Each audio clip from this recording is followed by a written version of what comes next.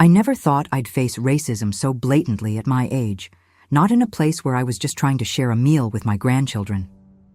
That cold stare from the waitress cut deeper than any insult I'd ever heard. It made me wonder if all those years fighting for dignity had meant nothing at all. You know, some moments in life stick with you like a stubborn stain. And I want to share this with you today, because maybe you've felt invisible too. Maybe you've been dismissed when all you wanted was basic respect. If this story touches something in you, please hit that like button and subscribe, because these are the stories that need to reach people who feel alone in their struggles, who need to know they're not the only ones fighting to be seen.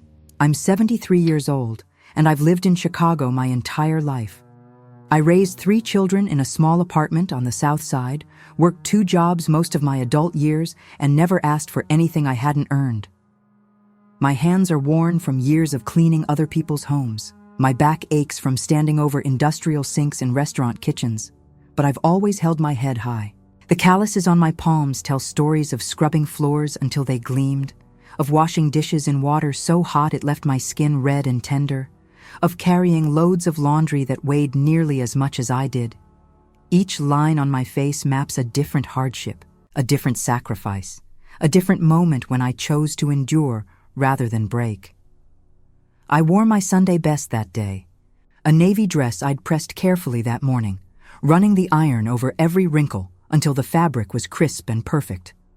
I'd stood at my ironing board for 30 minutes, making sure every detail was right, because I'd learned long ago that when you're black, you have to be twice as presentable to be considered half as worthy.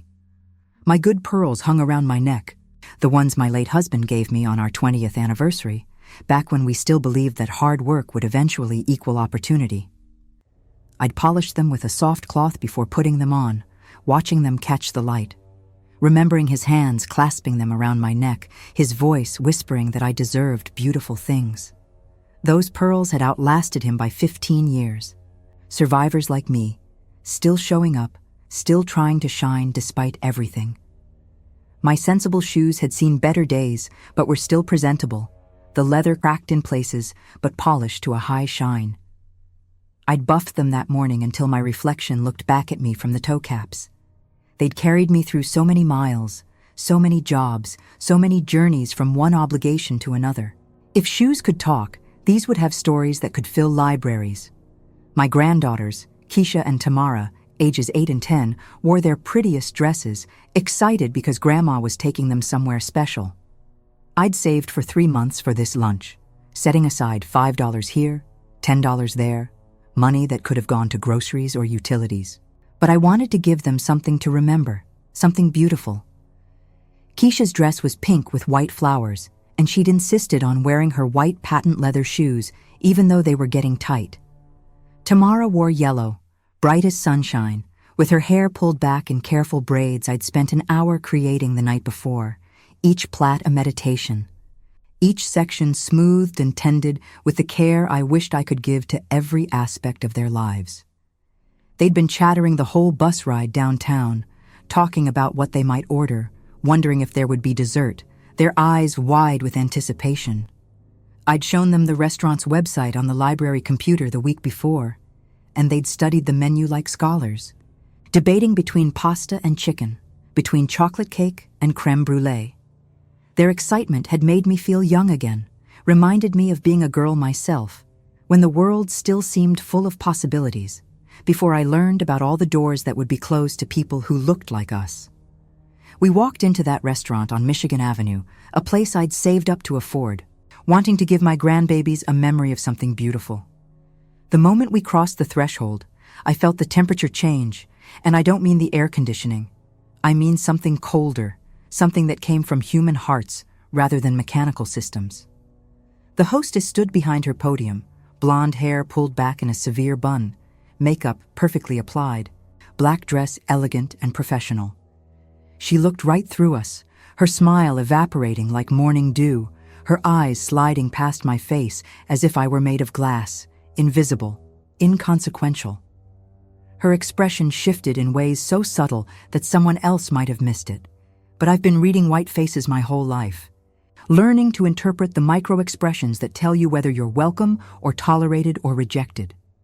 Her lips tightened, just fractionally. Her shoulders drew back, creating distance. Her hand moved to grip the edge of her podium as if bracing against something unpleasant. All of this happened in the space of a heartbeat, quick as a snake strike, poisonous as venom. She said they were fully booked, her voice professionally pleasant but hollow, the words rehearsed and empty.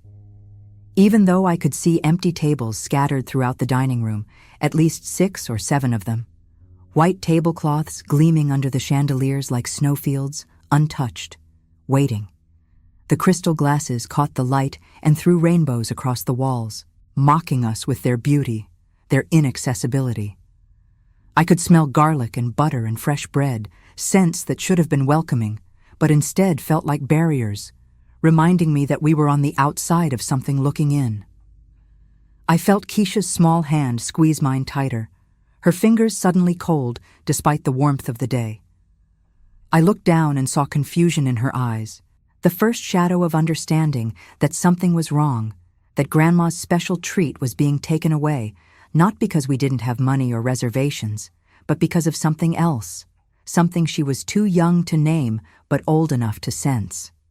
That look on her face aged her somehow, stole a bit of her innocence, and I wanted to weep for what she was learning in that moment. The rejection hung in the air like smoke, making it hard to breathe, filling my lungs with something acrid and painful. My chest tightened, my throat constricted, my eyes began to burn with tears I absolutely would not shed. Not here. Not in front of these people. Not in front of my grandbabies who needed me to be strong. I asked politely if we could wait, my voice steady despite the trembling I felt inside, despite the way my heart was hammering against my ribs like it was trying to escape. "We don't mind waiting," I said, smiling, being pleasant, being accommodating, playing the role I'd been taught to play, making myself smaller, less threatening, more palatable. "We can sit at the bar or stand, whatever works best for you." She just shook her head, not meeting my eyes, her gaze fixed somewhere over my left shoulder. "I'm sorry, we really are completely full today. Maybe try calling ahead next time." The dismissal in her tone was clear, the finality of it cutting. Next time. As if there would be a next time, as if we'd want to return to a place that made us feel like we were asking for something we didn't deserve. And then, as if choreographed to prove her lie, she turned to greet a white couple who had walked in behind us, her smile suddenly genuine, her voice warm and welcoming. "Good afternoon. Table for 2? Right this way, we have a lovely window table just available." She gathered menus and led them immediately toward one of those empty tables I could see, the ones that didn't exist when I asked, that materialized only for the right people, the right skin color, the right presumption of belonging. I watched this happen in slow motion, each second stretching into an eternity. I watched the couple glance at us briefly, curiously, then follow the hostess without question, without awareness of what had just transpired, secure in their assumption that the world worked fairly, that systems operated without bias, that service was given based on merit rather than melanin. My throat tightened, but I swallowed the hurt. I'd been swallowing hurt my whole life, developing a capacity for it like my stomach was a disposal for pain, digesting insult after insult until they became part of my system, until I barely noticed the poison anymore. I remembered my mama's voice telling me to keep my dignity, to never let them see you break, her own eyes reflecting decades of swallowed tears, of silenced protests, of dignified endurance. She'd taught me survival, but at what cost? At what point does survival become complicity, acceptance become enabling? But looking down at my granddaughter's confused faces, I felt something crack inside my chest, a fracture in the armor I'd built up over decades, a breaking point I didn't know existed until I reached it. Tamara whispered, "Grandma, why won't they let us eat here? Did we do something wrong?" Her voice was small, uncertain, searching my face for answers I didn't want to give, for truths I wanted to shield her from for at least a little longer. How do you explain to a 10-year-old that some people will judge her before she opens her mouth, that her beautiful brown skin, the same shade as summer honey, the same color as mahogany wood, will be seen as a reason to exclude her from spaces she has every right to occupy? How do you tell her that the world is not fair, that justice is not guaranteed, that being good and kind and polite is not always enough to protect you from cruelty? I had no answer that wouldn't break her heart or mine. My mouth opened, but no words came out. I smoothed down my dress with shaking hands, adjusted my pearls, feeling their familiar weight against my collarbone. My husband's ghost whispering that I deserved better, that we all deserved better.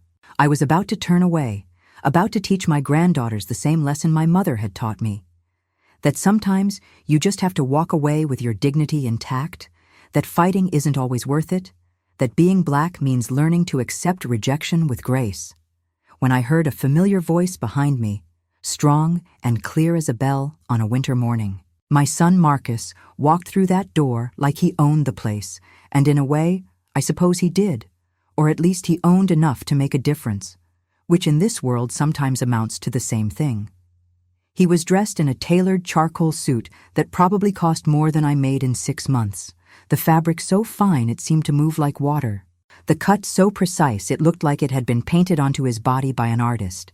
His shoes were Italian leather, his watch Swiss, his confidence American and hard-earned and impossible to ignore. He'd done well for himself, built a tech company from nothing, worked 100-hour weeks in the early days, sleeping in his office, eating ramen, coding until his eyes burned and his fingers cramped.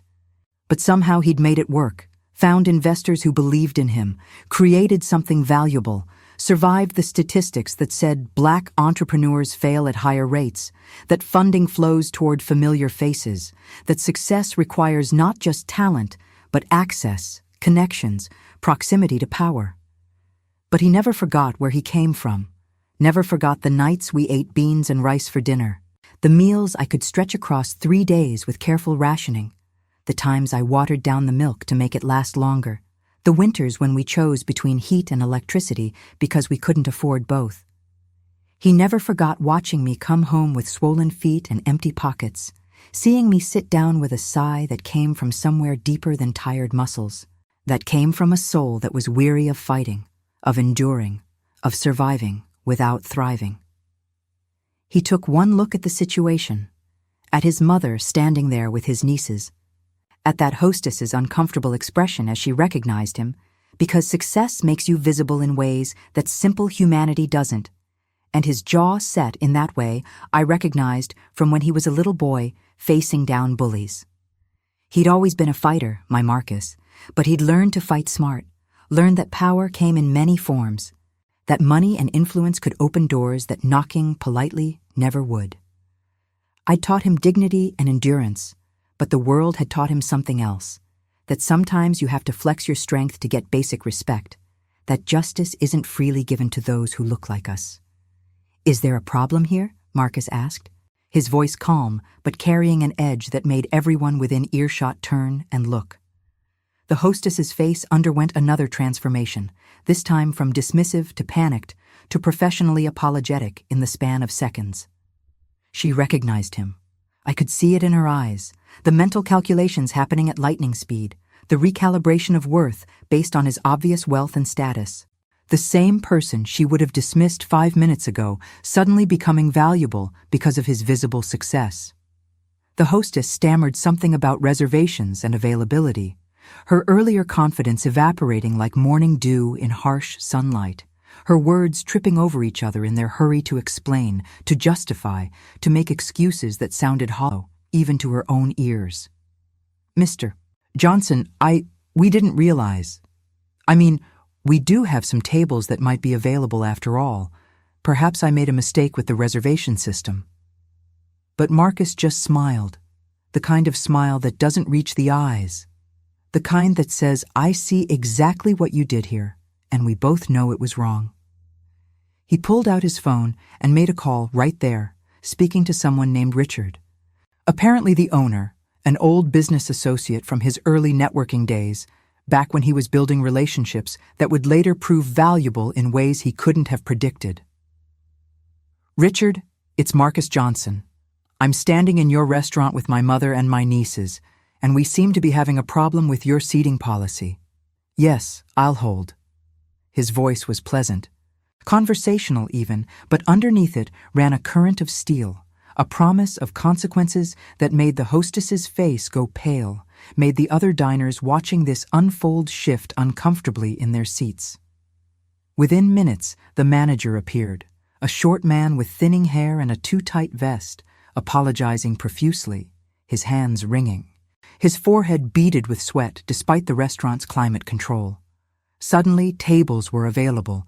Suddenly, we were valued guests. Suddenly, the impossible became not just possible, but urgent. They seated us at the best table in the house, by the window overlooking the street where successful people walked by with shopping bags and purpose. And I watched my granddaughters' faces light up as they looked at the menu, the earlier hurt momentarily forgotten, or at least pushed aside by the excitement of crystal and fine china, and more forks than any meal reasonably required. But I couldn't forget.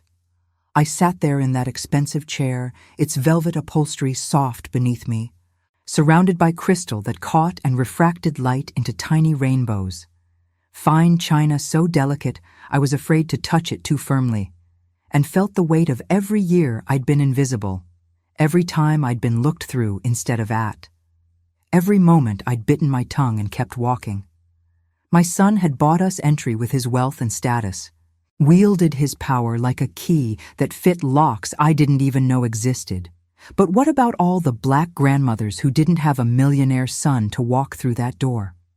What about the version of me from 20 years ago who would have just left quietly, telling her grandchildren that maybe we weren't dressed nice enough, that maybe we should have called ahead, making excuses for other people's prejudice because it was easier than acknowledging the truth?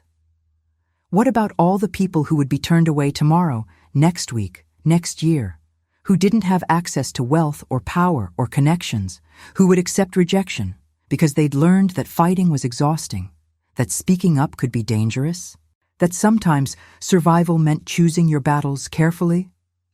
The food came, beautiful and artfully arranged, each plate a masterpiece of culinary precision. My salmon was perfectly cooked, its flesh pale pink and flaking at the touch of a fork, served atop a bed of roasted vegetables cut into perfect geometric shapes.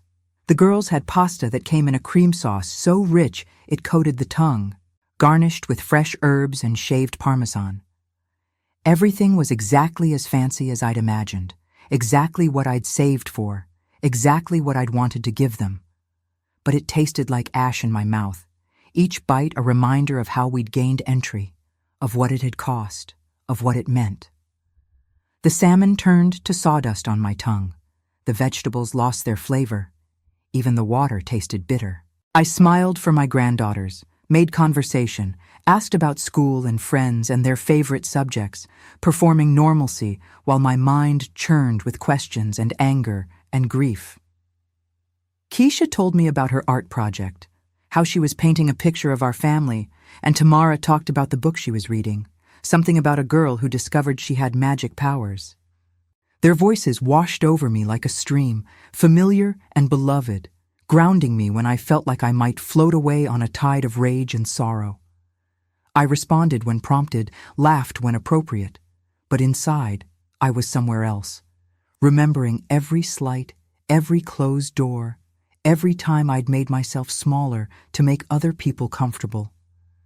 Marcus reached across the table and squeezed my hand, understanding in his eyes what I couldn't say out loud, what words couldn't capture, the complexity of gratitude and resentment, of being saved and being infantilized, of protection that highlights vulnerability.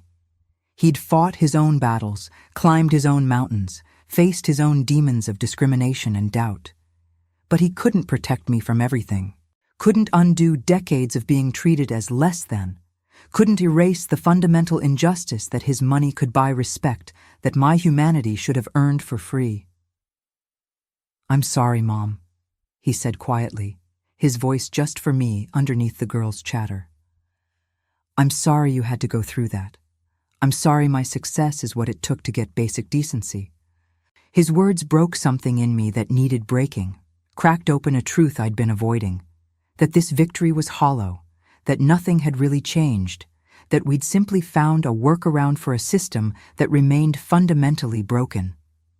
That night marked something, though I didn't fully understand it yet. It was like a door had opened in my mind, letting in light I'd kept locked out for years, illuminating corners I'd kept dark because looking at them was too painful.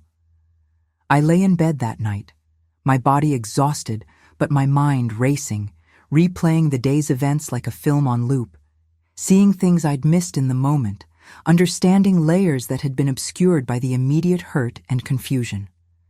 I'd spent my whole life believing that if I just worked hard enough, was polite enough, dressed well enough, that I'd earn respect, that I'd eventually be seen as fully human, fully worthy, fully deserving of basic dignity.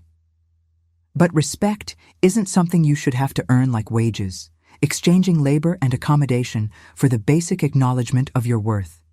It should be given freely, human to human, no prerequisites required, no hoops to jump through, no proving ground to navigate. I thought about my childhood in Alabama before we moved north, my parents fleeing worse treatment, hoping for better, believing the promises of a north where prejudice was supposed to be less blatant, where opportunities were supposed to be more available. I remembered my mother's face when we first arrived in Chicago, the hope and fear mixed in her eyes, the way she'd said, "It'll be different here, baby girl, you'll see."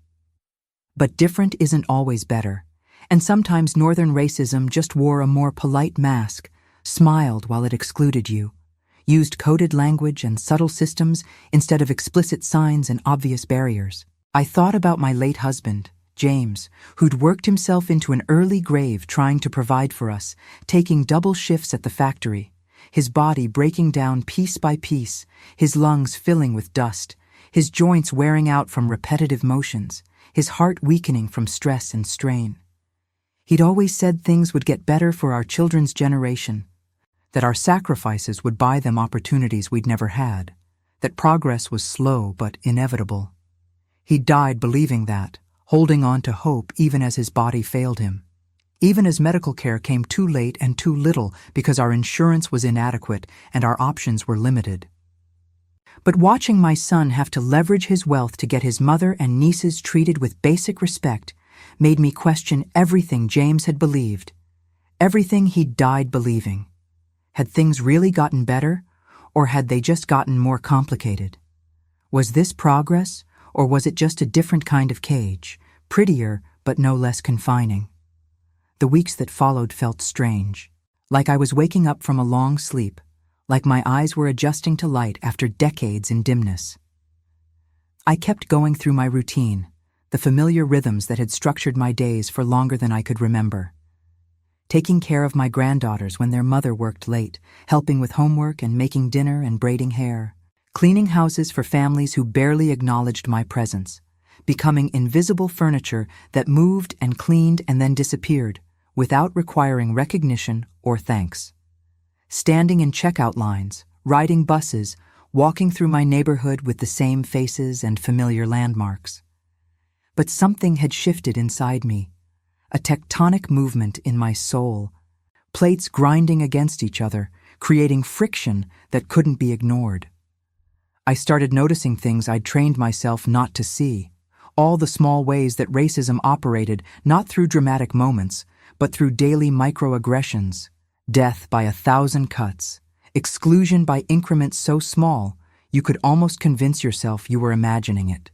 Like how the grocery store clerk followed me with her eyes, but not the white woman browsing the same aisle, her suspicion obvious in the tilt of her head, the way she angled her body to keep me in her peripheral vision, as if my 73-year-old self posed some kind of theft risk. I'd been shopping at that store for 30 years, knew the clerk by name, had never stolen anything in my life, but still she watched me like I was a threat, like my black skin was a warning label that required constant surveillance, or how the bank teller spoke slowly and loudly as if I couldn't understand basic English, over-enunciating words like I was deaf or simple-minded, her patience obviously forced and patronizing. "Do you want to make a deposit?" she'd ask, and I'd want to snap, that I had better grammar than she did, that I'd probably read more books, that my understanding wasn't the problem, her prejudice was. But I'd smile and nod and conduct my business quietly because causing a scene felt dangerous, felt like confirming stereotypes, felt like giving them a reason to exclude me even more thoroughly. Or how the doctor's office kept me waiting hours past my appointment time while others who came after me were seen first. The receptionist's apologies hollow and routine. No real concern for my time or comfort or the pain I was sitting there with. I'd watch white patients arrive after me and get called back before me over and over until the pattern became undeniable. Until I couldn't pretend it was random or accidental or anything other than what it was. A system that valued some lives more than others, that considered some people's time more precious, that operated on assumptions about who mattered and who could wait. These weren't dramatic moments of obvious hatred.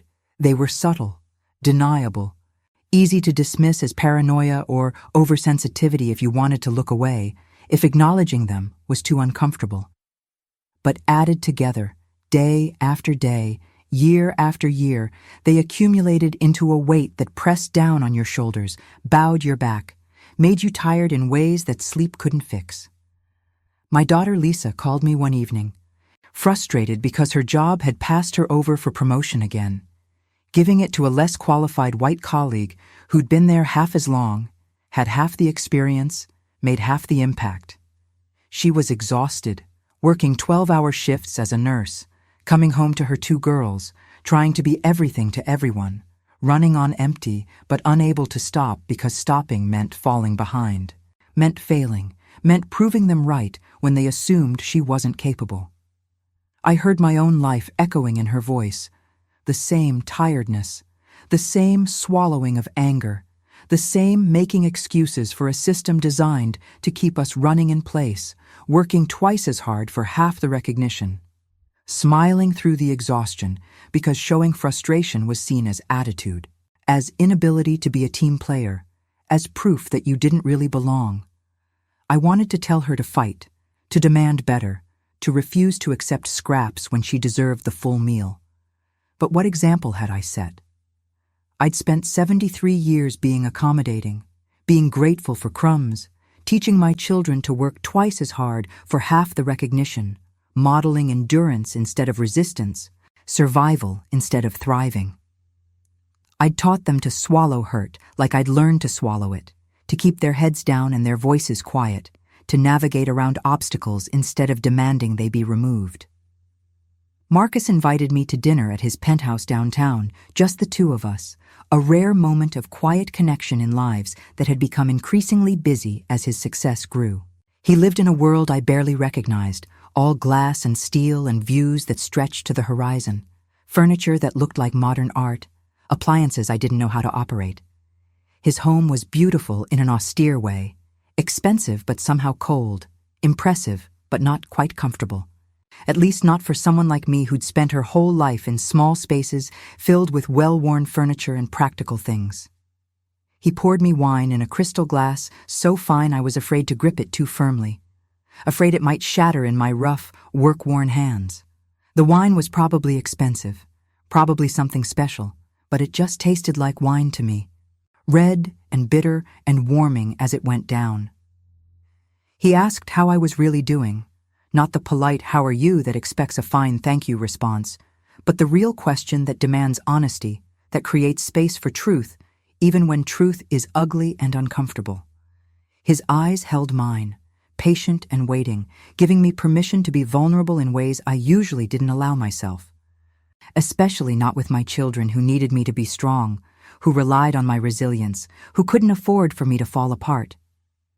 I found myself crying, actually crying in front of my son, tears streaming down my face unchecked, my shoulders shaking with sobs I'd been holding in for who knows how long, maybe years, maybe decades. Crying in a way I'd never allowed myself to do, not when his father died and I had to be strong for 3 children who'd lost their daddy. Not when money was so tight I didn't know how we'd make rent and kept the fear from my face so they wouldn't worry. Not when I was so tired I could barely stand, but had to keep going because there was no one else to pick up the slack, not through any of it. I'd always been the strong one, the rock, the foundation everyone else built their lives on. But rocks crack under enough pressure, foundations crumble under enough weight, and I was cracking, crumbling, finally breaking after holding together for so long. He held my hand and listened while I poured out everything I'd been holding in. The restaurant incident, yes, but also everything before it and after it. The lifetime of small cuts that had bled me slowly, the constant vigilance required to navigate a world that saw me as less than, the exhaustion of always having to prove my worth, the grief of watching my granddaughters begin to learn the same painful lessons I'd hoped would be obsolete by their generation. When I finished, my voice hoarse from crying, my face wet and my chest aching, he said something that changed everything, words that would echo in my mind for months to come, that would become a catalyst for transformation I couldn't yet imagine. Mom, you taught me to fight by example, by never giving up, but you also taught me something you didn't mean to teach. You taught me that being strong sometimes means accepting things that are wrong. And I don't want that for my nieces. I don't want them to learn that lesson. What happened at that restaurant wasn't okay, and money shouldn't be the thing that makes us worthy of basic human decency. His words settled into my bones like truth often does, uncomfortable and undeniable, illuminating things I'd kept in shadow because looking at them directly was too painful. I thought about Keisha and Tamara growing up in a world that would judge them before they opened their mouths, that would make assumptions based on the color of their skin, that would require them to work harder and be better just to be seen as equal. And I realized that my silence, my accommodation, my endless patience with injustice wasn't protecting them from anything. It was teaching them to accept the unacceptable, to apologize for existing, to be grateful for scraps of dignity when they deserved the full feast of respect and recognition. I'd thought I was modeling strength, resilience, dignity in the face of hardship. But what if I'd actually been modeling acceptance of oppression, teaching them that fighting back wasn't worth it, that systems couldn't be changed, that their role was to endure rather than demand better? The next Sunday, I took my granddaughters to a different restaurant, a Black-owned establishment in our neighborhood that I'd passed by countless times but never entered, thinking it wasn't special enough, wasn't fancy enough, wasn't the kind of place that would make them feel celebrated. I'd internalized the idea that value came from spaces that were predominantly white, that real quality meant places where we had to fight for entry, that worthiness required validation from people who didn't look like us. But walking through those doors, seeing faces that looked like ours, brown skin in every shade from caramel to ebony, hair in natural textures and styles, people who didn't stare or whisper or make us feel like intruders, I understood something profound. Seeing the owner greet us warmly, a Black woman about my age with kind eyes and strong hands and a smile that reached all the way to her soul, asking about our day like she genuinely cared, like our presence mattered, like we were valued not for our money or status, but simply for being human. I'd been seeking validation from places and people who would never fully see me, chasing acceptance from spaces that viewed us as threats or inconveniences or problems to be managed, when I should have been building up and supporting the community that had always been there, that understood our experiences without explanation, that didn't require us to translate our humanity into terms they could accept. The owner, Mrs. Washington, was about my age, with silver streaking through her natural hair, laugh lines around her eyes, and hands that told stories of hard work similar to mine. She brought our food herself, sitting down with us for a moment, asking Keisha and Tamara about school, really listening to their answers, not the performative listening that adults often do with children, but genuine interest, genuine care. She told them stories about opening her restaurant 30 years ago, about facing down banks that wouldn't give her a loan because they didn't think a Black woman could run a successful business, about learning everything through trial and error, about the first year when she almost lost everything, about the community that rallied around her and kept her going when she wanted to give up.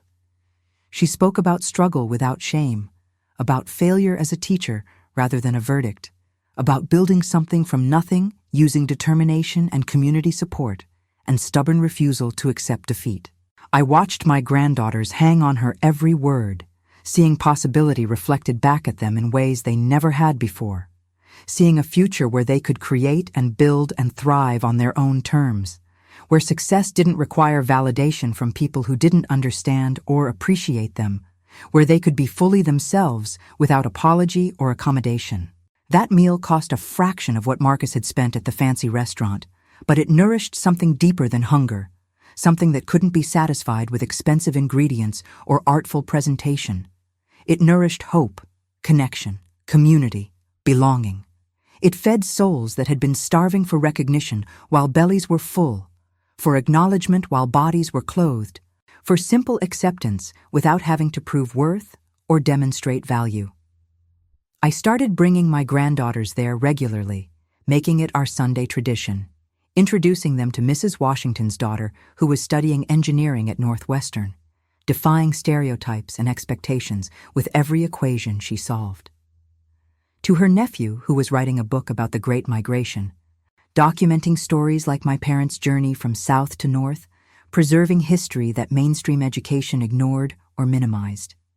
To the pianist who played every Friday night, creating music that made your soul soar, and who taught music to neighborhood kids for free in his living room, passing on gifts that poverty might otherwise have stolen.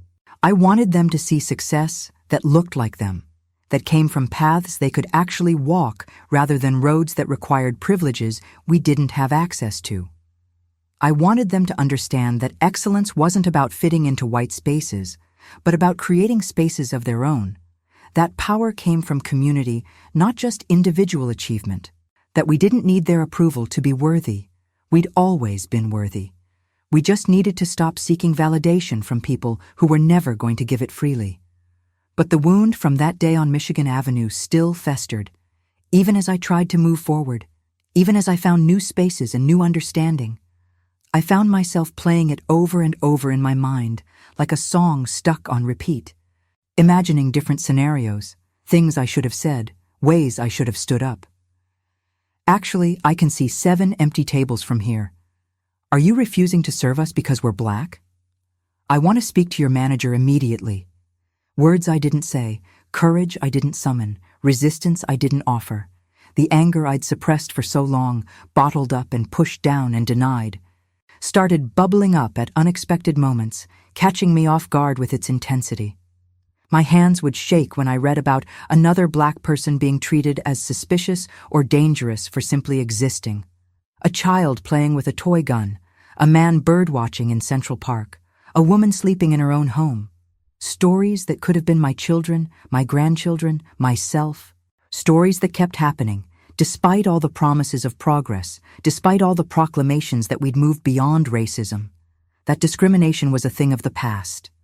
I started attending community meetings, something I'd never done before, always too busy working or too tired or too convinced that politics and activism were for other people, younger people, people with time and energy I didn't have. But now I made time, sat in church basements and community centers, listening to younger activists talk about systemic racism and institutional bias, using words I'd never learned in my limited schooling, but describing experiences I knew intimately, giving language to things I'd felt but couldn't name. They talked about microaggressions and implicit bias, about redlining and mass incarceration, about the school-to-prison pipeline and environmental racism. Big concepts that broke down into individual experiences I recognized, my experiences, my family's experiences, patterns I'd thought were personal failings or bad luck revealed as system designs, intentional structures meant to keep us down while maintaining deniability, oppression with a smile. Marcus suggested I see someone, a therapist, and I bristled at first, defensive and dismissive, thinking therapy was for people who couldn't handle their problems, for people who were weak, for white people with too much time and money. In my generation, in my community, you dealt with your problems by praying and pushing through, by being strong and not complaining, by handling your business without airing your struggles to strangers. But I went anyway, mostly to please Marcus, who worried about me, who'd seen the changes in my mood, the anger that surfaced at odd times, the way I'd stare into space mid-conversation, lost in thoughts I couldn't articulate. I found myself talking to a black woman about my age, Dr. Patricia Green, who understood without me having to explain, who saw the weight I'd been carrying and didn't judge me for finally acknowledging it was too heavy, who created space for me to be angry and sad and confused without having to quickly move to acceptance or forgiveness. She asked me questions nobody had ever asked, questions that felt revolutionary in their simplicity. What did I want? Not for my children or grandchildren, but for myself?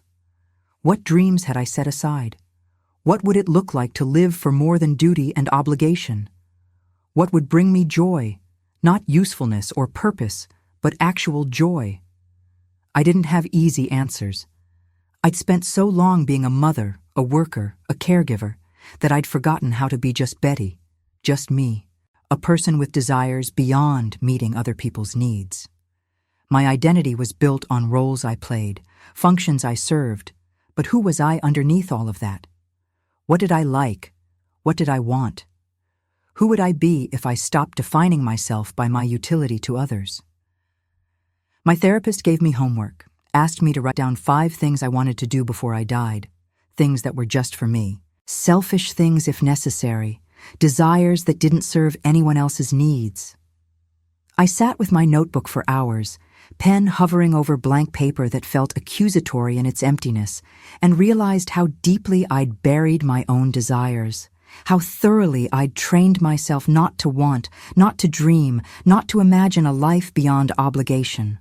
Eventually, I wrote, travel somewhere I've never been, learn to paint, wear bright colors without worrying what people think, speak my mind without apologizing, dance again. Simple things, really, but they felt revolutionary, dangerous even, like admitting to crimes I didn't know I'd committed. I'd always wanted to see the ocean, not Lake Michigan, which I'd known my whole life, but the real ocean, vast and endless, stretching to horizons that seemed to promise something I couldn't name. I'd loved art class in high school, the way colors mixed and transformed, creating something new that was more than the sum of its parts. But practical concerns had pushed those interests aside, survival trumping beauty, necessity eclipsing desire. I used to love dancing when I was young, before responsibilities weighed me down like anchors pulling me into deep water, before I decided that joy was frivolous, that survival was the only goal that mattered, that pleasure was something other people got to experience while I worked and sacrificed and endured. James and I used to dance in our tiny kitchen. No music needed because we could hear rhythms in our heads, in our hearts, moving together like we were made of the same stuff, like our bodies spoke a language beyond words. My daughter Lisa noticed the change in me, asked if I was feeling all right, her voice tinged with worry that I recognized.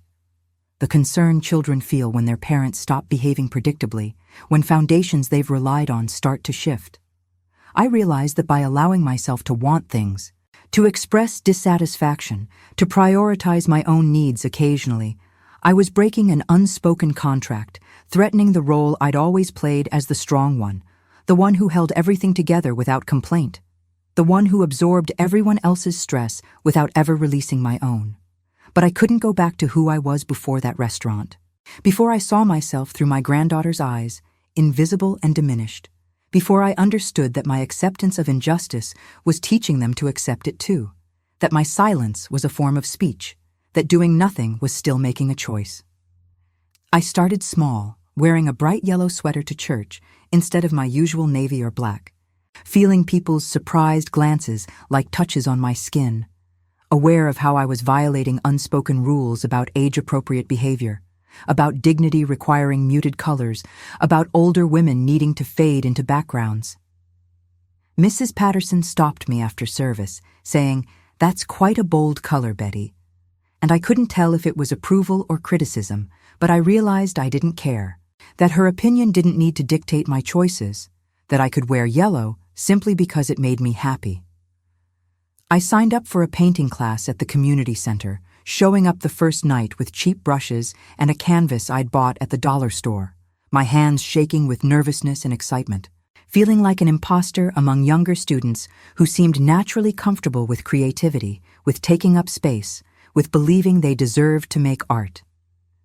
The instructor, a young man with locks and an easy smile named Jamal, encouraged us to paint not what we saw, but what we felt, to express emotion through color and shape rather than trying to create realistic representations. I found myself covering canvas with bold strokes of red and orange, colors of anger and fire and transformation, creating something abstract and fierce that surprised me with its intensity. Looking at my painting, I saw my rage made visible, my pain externalized, my transformation captured in pigment and brush strokes. It wasn't beautiful in a traditional sense, but it was honest. It was mine. It was real. Marcus took me to his office one afternoon, showed me around his domain, introduced me to his employees who treated him with respect and deference I'd never seen anyone show my hardworking son. I felt pride swelling in my chest at what he'd built, the companies he'd created, the jobs he'd generated, the impact he'd made, but also something else.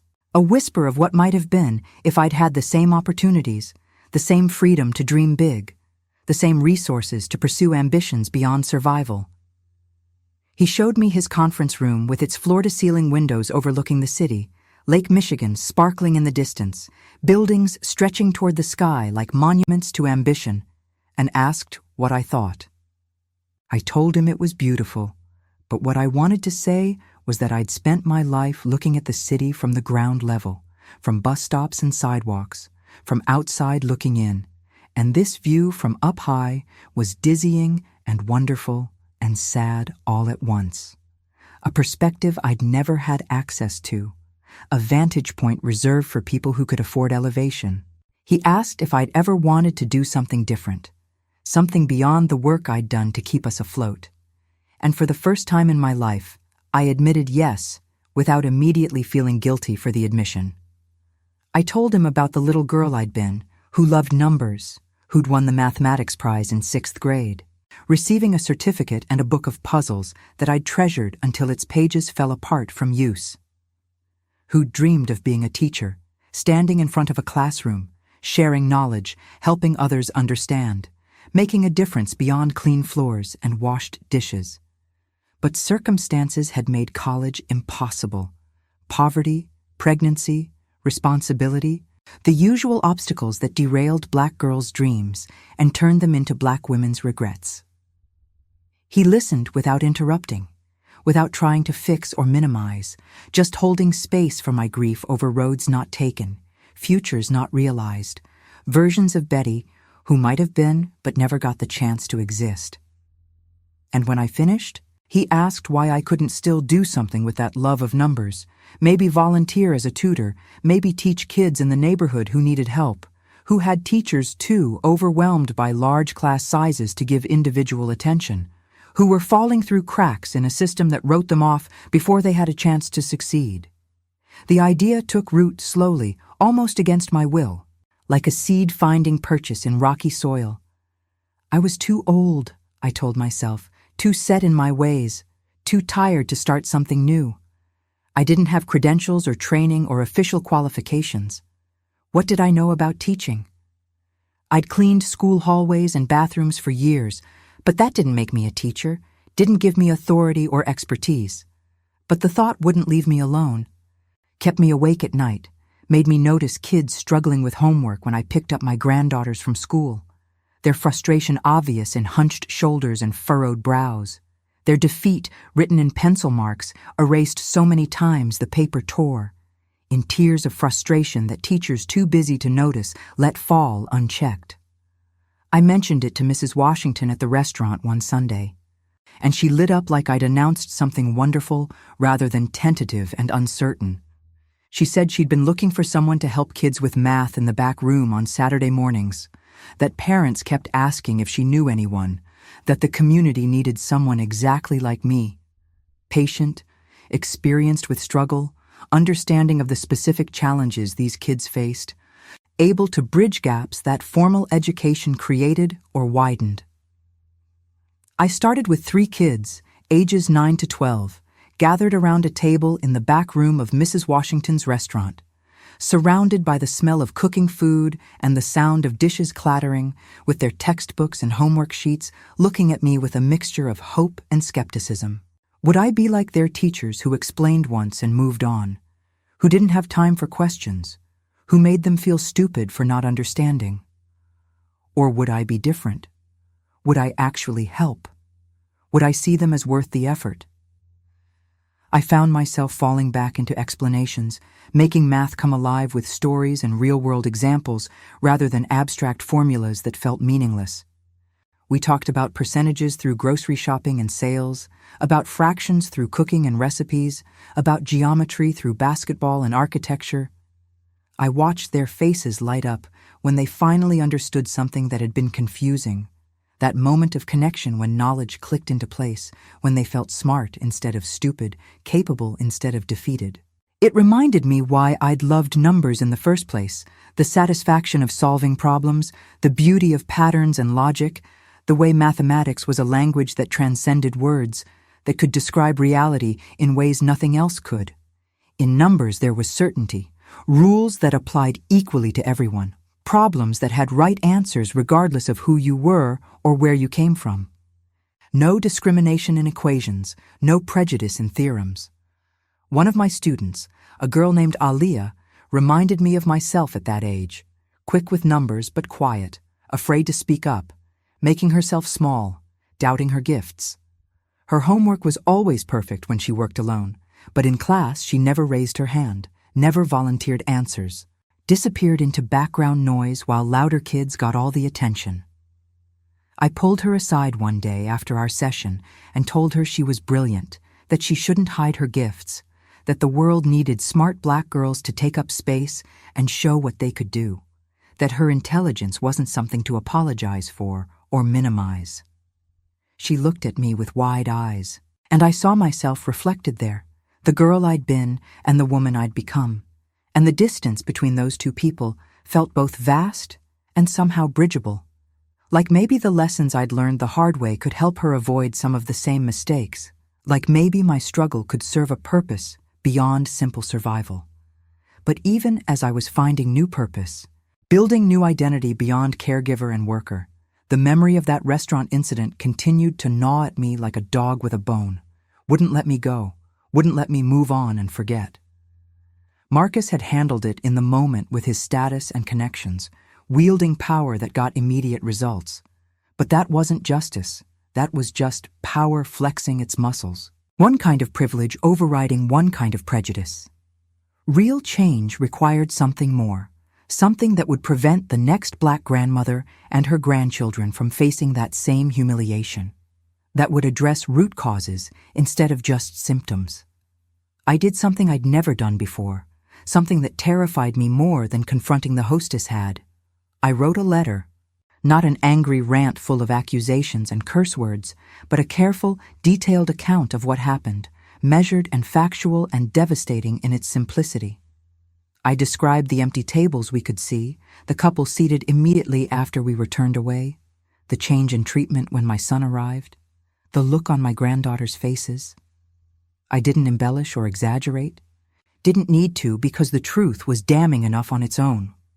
And I sent it to the local newspaper, to civil rights organizations, to anyone who might listen, fully expecting nothing, convinced my voice was too small to matter, that one old woman's experience would disappear into the ocean of daily injustices that filled the world. But my letter struck a chord, got picked up by a local news station hungry for human interest stories, led to an interview where a young reporter sat in my living room with cameras and lights and asked me to tell my story, to relive the worst moment, to expose my pain for public consumption. I almost canceled 3 times, almost couldn't go through with it, worried about seeming like an angry black woman, about reinforcing stereotypes, about making a fuss over something people would say wasn't that bad. But I thought about Keisha and Tamara, about Aliyah and the other kids I tutored, about all the black children who would face similar moments throughout their lives, and I knew I couldn't stay silent. Not anymore. Not when silence felt like complicity, like accepting the unacceptable, like teaching another generation to swallow hurt and keep smiling, to absorb injustice without protest, to accept less than they deserved. So I sat in my living room and told my story, trying not to cry because I didn't want to seem weak, trying to maintain dignity while admitting how much it had hurt, striking a balance between strength and vulnerability that felt impossible but necessary. The interview aired on the evening news, my face filling television screens across the city, my voice describing an experience countless others had lived but rarely named publicly. The response was overwhelming. Letters poured in from other people who'd faced similar treatment, not just in restaurants, but everywhere. Stores where they were followed, jobs where they were passed over, schools where their children were underestimated, banks where they were denied, hospitals where their pain was dismissed. Messages of support from people who said, "Thank you for speaking up. Thank you for giving voice to our experiences. Thank you for being brave enough to not accept it silently." But also backlash from people who thought I was making something out of nothing, who said I was playing the race card, who insisted racism didn't exist anymore and I was stuck in the past, who accused me of looking for problems where none existed, who said I should just move on, who blamed me for being too sensitive, too paranoid, too eager to be a victim. The criticism stung worse than I expected, made me question whether I'd done the right thing by speaking up, whether silence wouldn't have been easier, safer, more comfortable, whether exposing myself to attack was worth whatever slim chance of change might result. I read comments online, a mistake I knew better than to make, saying I was probably rude to the hostess, that there must have been more to the story, that I was just trying to get a settlement, that people like me always complained about discrimination when we didn't get our way. But then I thought about Keisha and Tamara, about the world I wanted them to inherit, and I knew I couldn't stay silent. Not anymore. Not when silence felt like complicity, like accepting the unacceptable, like teaching another generation to swallow hurt and keep smiling. I agreed to speak at a community forum about racism in public accommodations, something that terrified me because I'd never been a public speaker, never been someone who drew attention to myself, never been comfortable with eyes on me and expectations weighing down. The night of the forum, I stood at that microphone with shaking hands, looking out at a room full of strangers, some supportive, some skeptical, all waiting to hear what I had to say, whether my story was worth their time, whether I could articulate pain in ways that made them care. I told my story to that room, not just the restaurant incident, but a lifetime of smaller incidents. Daily indignities accumulated like snow building into avalanches. The exhaustion of always having to prove your worth. The pain of being invisible or hypervisible with nothing in between. The weight of representing your entire race every time you entered a space. The impossibility of simply being human, making mistakes without them becoming judgments on all Black people. I talked about my granddaughters and the future I wanted for them, a future where their skin color wasn't a barrier, but just another beautiful variation of human existence, where they could make mistakes without them being racialized, where they could succeed without it being remarkable, where they could simply be kids who grew into adults with opportunities based on their character and capabilities rather than prejudgments based on their melanin. And when I finished, my voice hoarse and my hands trembling, the room erupted in applause, people standing, wiping their eyes. And I realized I wasn't alone in this hurt, that by giving voice to my pain, I'd somehow helped others feel less alone in theirs, that my story was their story was our story, a collective experience that needed acknowledgement, validation, witnessing. The restaurant on Michigan Avenue issued a public apology through a carefully worded press release, announced diversity training for their staff led by consultants who specialized in implicit bias, promised to do better with policy changes they outlined in detail. It felt hollow at first, words without real commitment. Corporate speak designed to manage bad publicity rather than address underlying problems. But it was something, a crack in the wall of indifference, an admission that something wrong had happened, that they bore responsibility, that change was needed. Marcus suggested we could go back there, test whether they'd actually changed, whether training had made a difference, but I told him no. I didn't need their approval anymore. Didn't need to prove I belonged in spaces that didn't want me. Didn't need validation from institutions that saw me as a problem to solve rather than a person to serve. I'd found my own community, my own sense of worth that didn't depend on their validation, my own spaces where I was welcomed, not tolerated. My daughter Lisa called me one night, her voice different than I'd ever heard it, stronger, clearer, less burdened by the weight she usually carried. She'd confronted her supervisor about the promotion she'd been denied, armed with data documenting her performance and achievements, armed with documentation of the patterns she'd noticed, armed with knowledge of her rights and willingness to fight for them, refusing to back down, demanding the recognition she'd earned rather than politely requesting what should have been freely given. And they'd given her the position, along with a raise and an apology that acknowledged their mistake, that admitted they'd overlooked her unfairly, that promised to examine their promotion processes for bias. She said watching me speak up had given her courage to do the same, that seeing her mother finally refuse to accept injustice had freed her to do likewise, that she was tired of teaching her daughters to be small and quiet and grateful for crumbs when they deserved full meals, full recognition, full humanity. We cried together on the phone, a release of decades of holding back, of swallowing our voices, of protecting other people's comfort at the expense of our own dignity, of survival that cost too much, of strength that was really endurance disguised as acceptance. And in that shared release, I felt connections strengthening, chains breaking, possibilities opening like flowers that had been waiting years for the right conditions to finally bloom.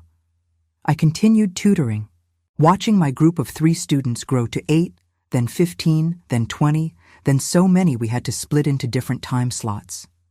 I taught them mathematics, yes, but also life lessons woven through numbers and problems, about standing tall even when systems try to keep you bent, about knowing your worth even when the world tells you you're worthless, about demanding respect rather than begging for it, about refusing to internalize other people's prejudices, about seeing obstacles as challenges rather than verdicts, about building each other up instead of competing for limited space at tables others controlled. I brought in guest speakers, Black professionals and entrepreneurs and artists and educators, people who could show these kids what success looked like in all its varied forms, not just doctors and lawyers, but also poets and chefs and mechanics and social workers, all paths that led to fulfillment and contribution. All ways of being successful that didn't require validation from white institutions or traditionally prestigious paths. Mrs. Washington donated more space as we grew, and eventually we formalized our program, got funding from local foundations that supported community education, hired other tutors, created something lasting, something that would outlive me, something that would serve kids long after I was gone. On my 74th birthday, Marcus surprised me with plane tickets to Miami, a hotel right on the beach. A week of nothing but ocean and sun and time to paint and dance and just be, to exist without obligation or responsibility or anyone needing anything from me.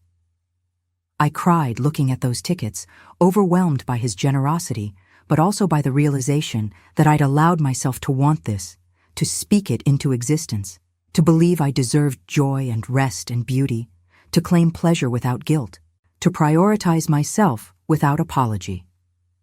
Lisa and the girls came to see me off at the airport, and Tamara handed me a card she'd made, covered in drawings of waves and sunshine, and me smiling in a way she'd drawn from imagination because she'd apparently never seen me smile quite that freely in real life.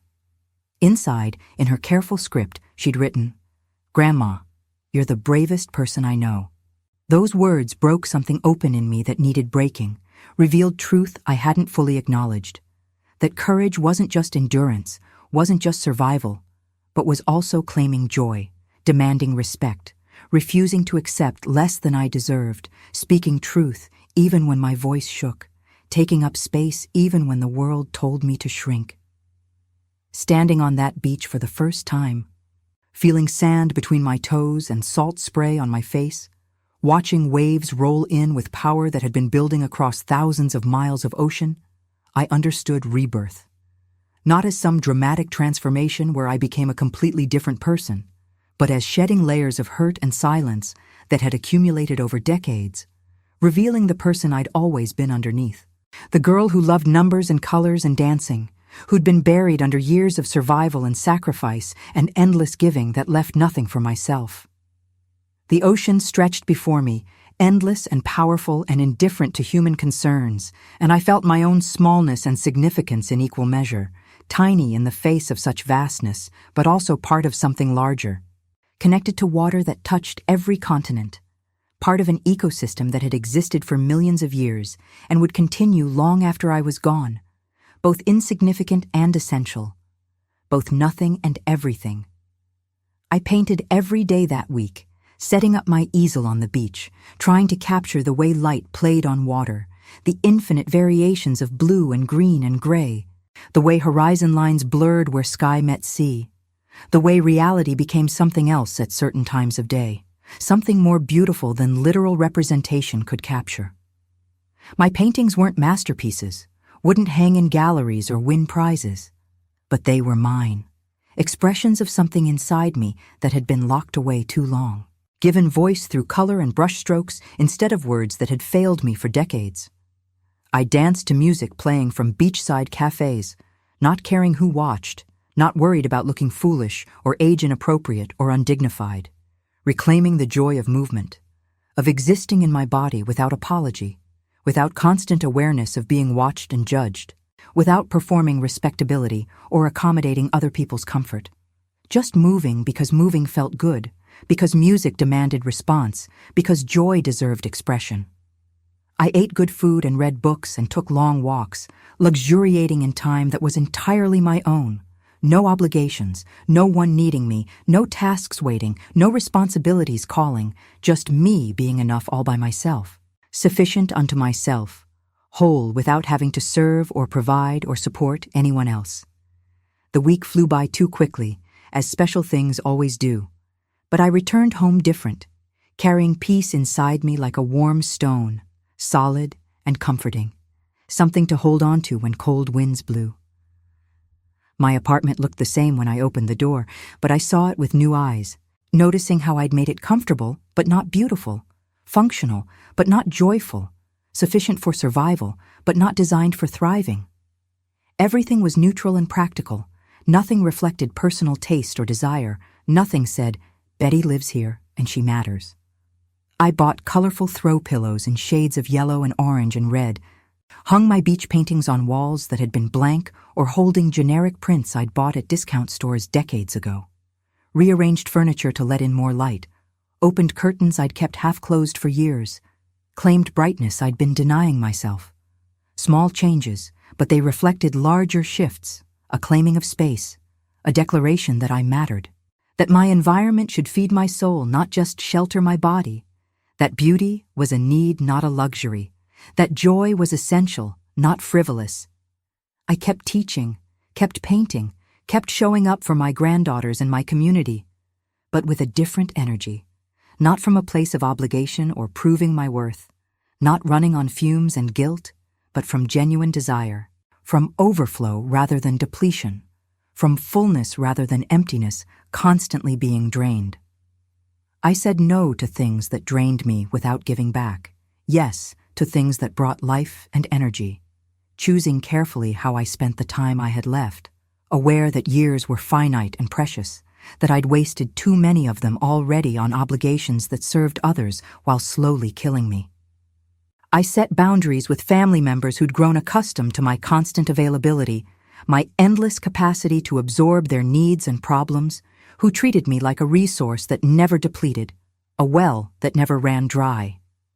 I explained that I loved them, but also needed to love myself, that I couldn't pour from an empty cup anymore, that my care for them didn't negate my responsibility to care for myself, that saying no wasn't rejection but self-preservation, that sometimes the most loving thing I could do was model self-care so they learned to value themselves too.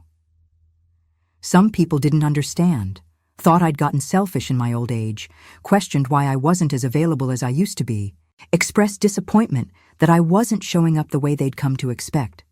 Cousins who'd relied on me for free childcare were frustrated. Church members who'd assumed I'd always volunteer for everything were confused. Neighbors who'd treated me like a listening post for all their problems felt abandoned. The pushback hurt, made me question whether I was being unreasonable, whether selfishness was exactly what I was demonstrating, whether I owed the people who'd supported me over the years this continued service. But others celebrated the change, especially younger women who'd watched me sacrifice for years, who told me I was modeling something they needed to see, that it was never too late to choose yourself, that duty without joy wasn't noble, it was just slow death wearing a martyr's costume. Their words affirmed what I was learning, that taking care of myself wasn't abandoning others, it was showing them how to live with integrity and wholeness, how to love from fullness rather than emptiness, how to serve from choice rather than compulsion.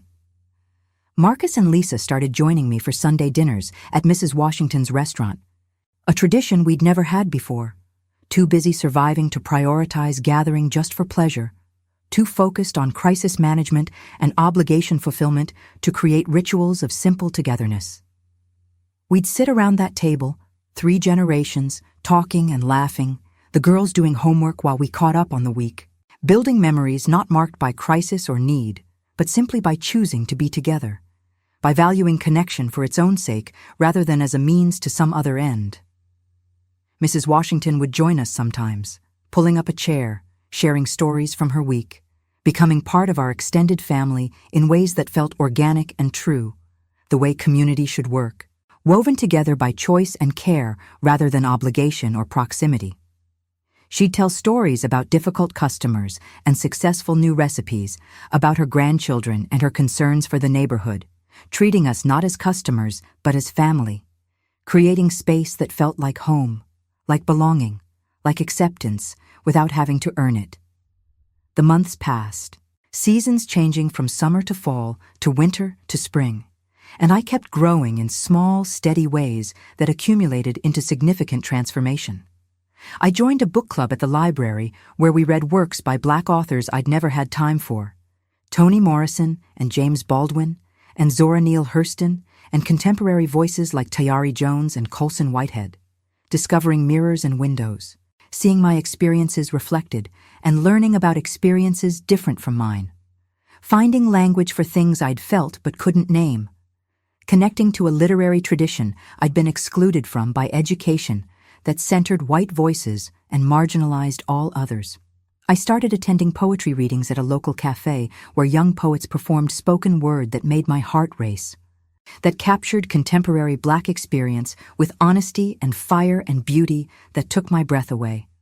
I'd sit in the back nursing tea I could barely afford, listening to their rage and hope and complexity, feeling seen in ways I'd never experienced, understanding that my story was part of a larger story, that my struggle was connected to struggles across generations, that my pain had context and history and meaning beyond individual failing. I made friends with women my age who were also discovering themselves after years of living for everyone else, women who'd poured themselves out until there was nothing left, who were learning to refill their cups, to prioritize their own needs, to claim space and time and resources for themselves. We called ourselves the Renaissance women, laughing at our own grandiosity, but meaning it too, because that's what we were doing, being reborn, creating ourselves anew with the freedom that comes from having less to lose and more to gain, from being invisible enough that people stopped policing our behavior, from having earned the right through years of service to finally be a little bit selfish. We met weekly for coffee, shared our small rebellions and victories, celebrated each other's growth, held space for grief over years lost, encouraged each other when old patterns tried to pull us back into familiar grooves. Dorothy wore red lipstick for the first time in 50 years. Patricia started taking a dance class. Gloria told her son she wouldn't be babysitting every weekend anymore. Maria went back to school to finish her degree. Each small act was revolutionary.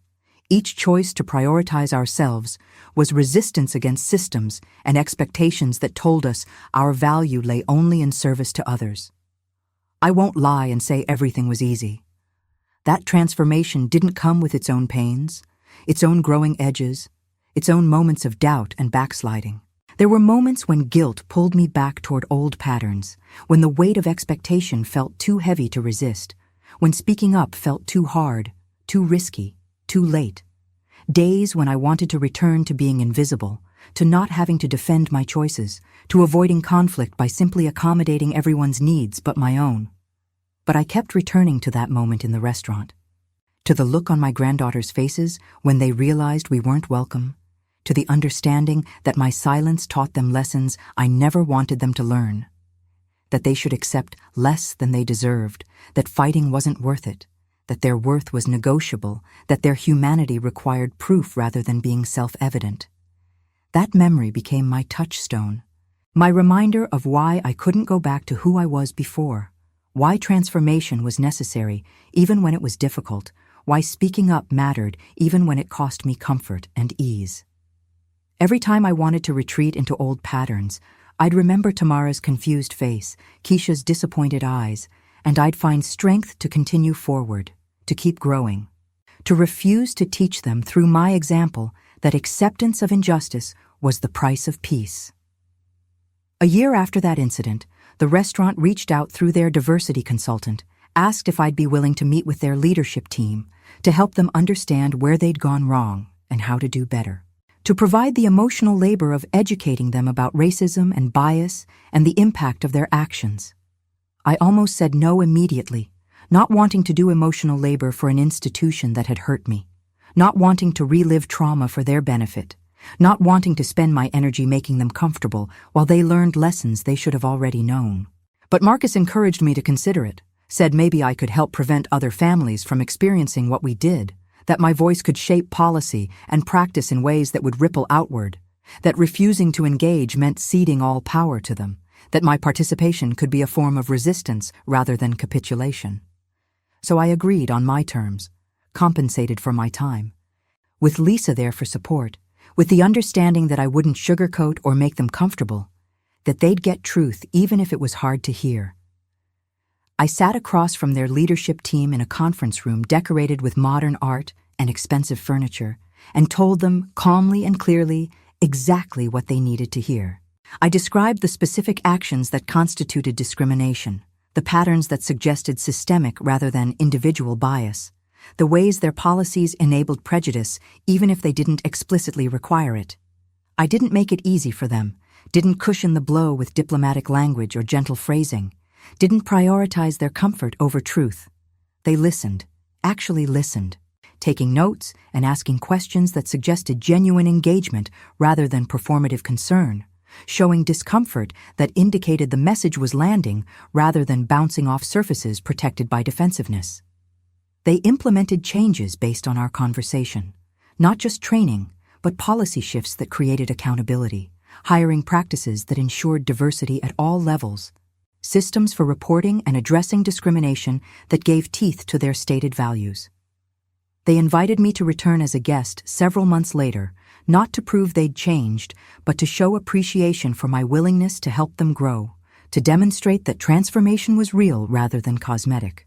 I went with my whole family, Marcus and Lisa and the girls and even some cousins and friends, filling a long table, bringing life and noise and presence to that space that had tried to exclude us. And this time, we were welcomed authentically, served with genuine warmth by staff who made eye contact and smiled and treated us not as problems to be solved, but as valued patrons deserving respect. The hostess who'd turned us away was no longer there, fired or transferred or quit.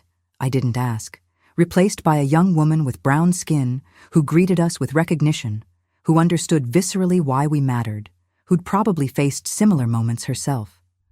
The food was good, the service attentive, the experience pleasant. It wasn't about the food or the ambiance anymore, wasn't about proving anything or achieving some kind of victory. It was about being seen, about basic human dignity, about the radical act of treating everyone as equally worthy of respect, regardless of wealth or status or skin color. And somehow, returning to that space where we'd been hurt and finding it changed, finding ourselves welcomed instead of excluded, finding evidence that our voices had mattered and created impact, that brought a kind of closure nothing else could have provided.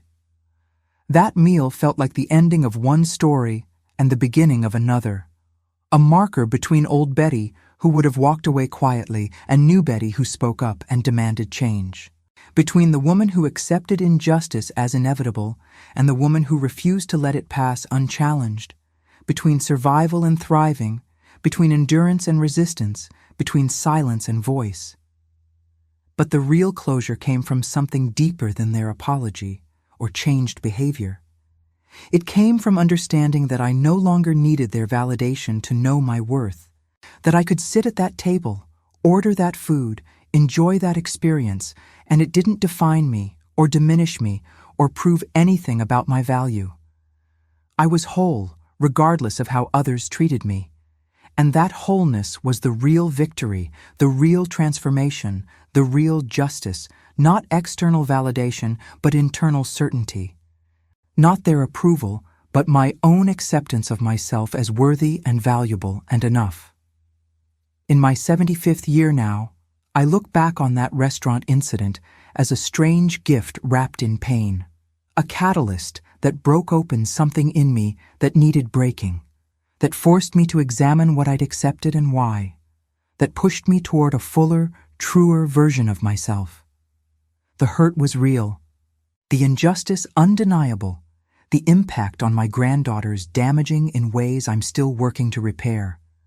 I wouldn't wish that experience on anyone, wouldn't minimize the harm it caused, wouldn't call it a blessing disguised as hardship.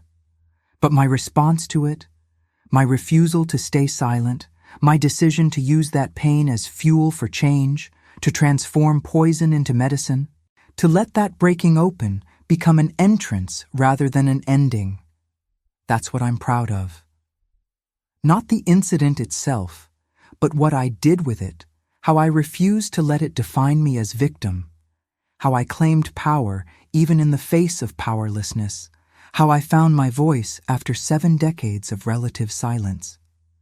I still teach mathematics to neighborhood kids every Saturday. Watch them bloom under attention and encouragement. Plant seeds of confidence that I pray will grow into mighty trees that provide shade and fruit for future generations.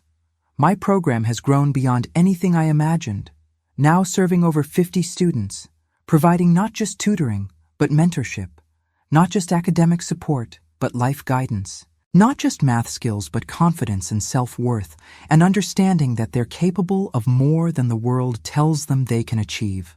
I still paint, still dance, still take time for myself without apology or guilt, still prioritize joy and beauty and rest as essential rather than frivolous, still claim space and resources for my own needs alongside the needs of others I love.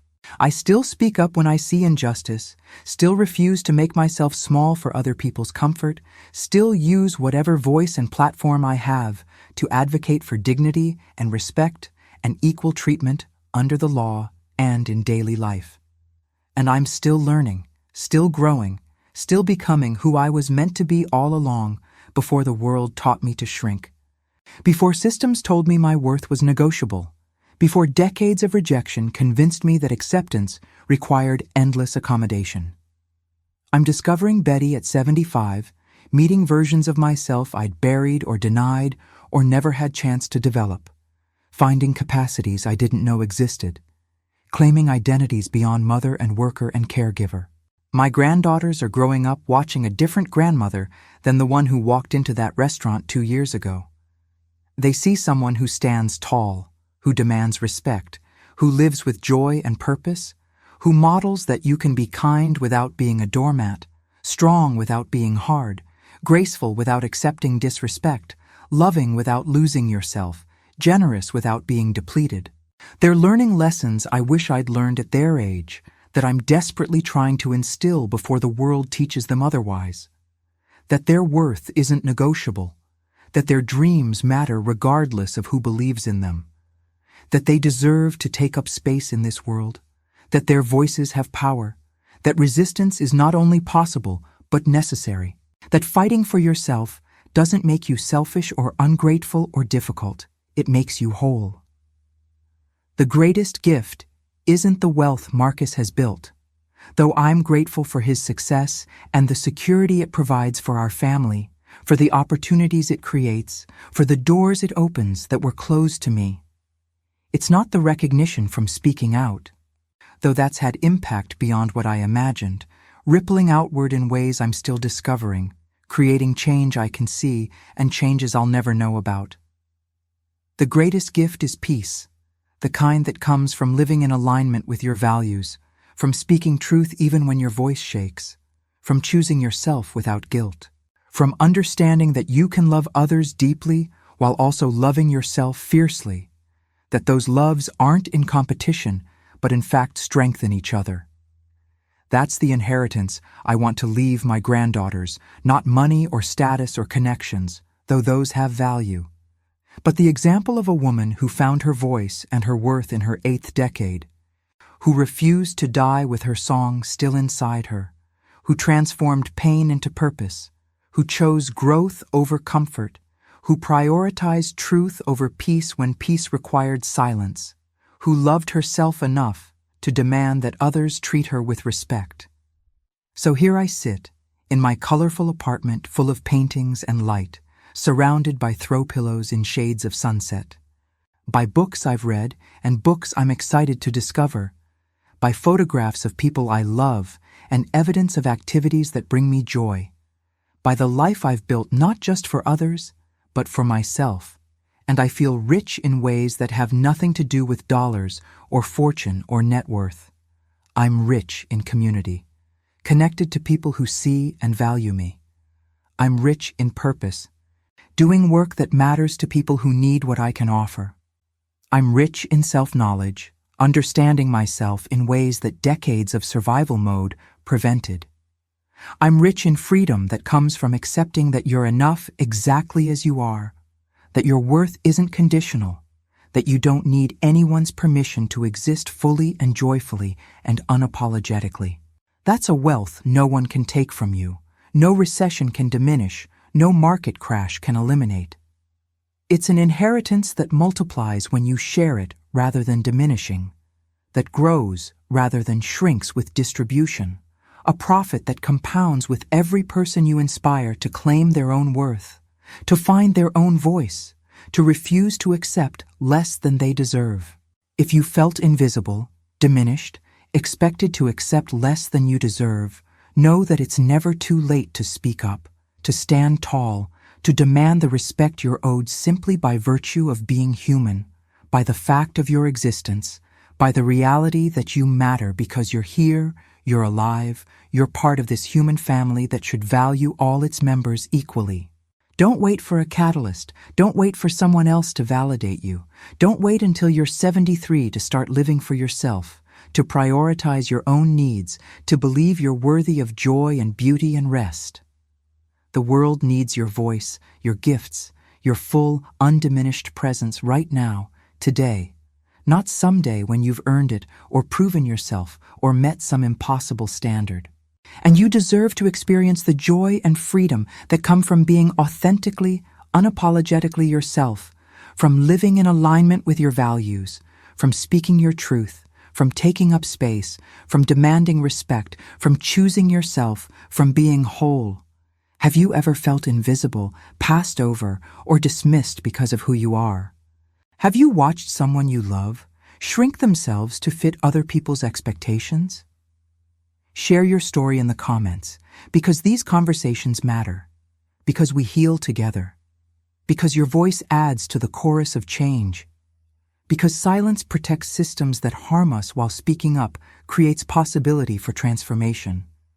And if this story touched you, if it reminded you of your own worth or inspired you to speak up, if it helped you see that change is possible at any age, that it's never too late to choose yourself, that your experiences matter and your voice has power, hit that like button and subscribe so we can reach more people who need to hear they're not alone, that their experiences matter, that change is possible, that they're worthy, that they're enough, that they deserve dignity and respect and joy and every good thing this life has to offer.